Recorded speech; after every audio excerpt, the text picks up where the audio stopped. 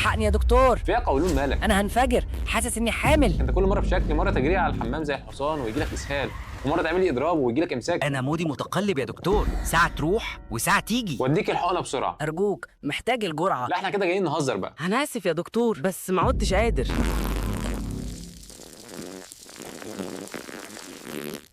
يا الله، في يا عم القولون، ما تهدى على نفسك شويه، مش كل شويه كده. الغازات هتموتني. يا اخي قرفتنا، المشكله مش فيك، المشكله في المدير اللي فوق. انا مش قلت الامتحان بكره ولازم نذاكر؟ جرى ايه يا مخ، انت عامل قلق ليه؟ والتاسك ده مش راضي يخلص ليه؟ انا مش قلت تخلصه؟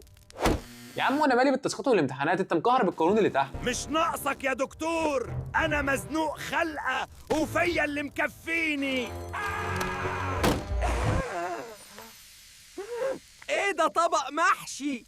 الله على الريحه الجامده دي. يا نهار ابيض، القولون كده هيفرقع مني. تاني يا قولون، ما تمسك بطنك شويه يا عم. يا دكتور، اي حركه بتوجعني، اهمل حاجه علشان يا خاطر. قولون المخ مش راضي يسمع الكلام، وبيدخل لك كمان اكل بيزود التخمر وبيزود الغازات فيه. المفروض ان الاكل ده عادي لكل الناس، بس للاسف انت عندك حساسيه مفرطه، فمحدش هيتوجع غيرك. والحل ايه يا دكتور؟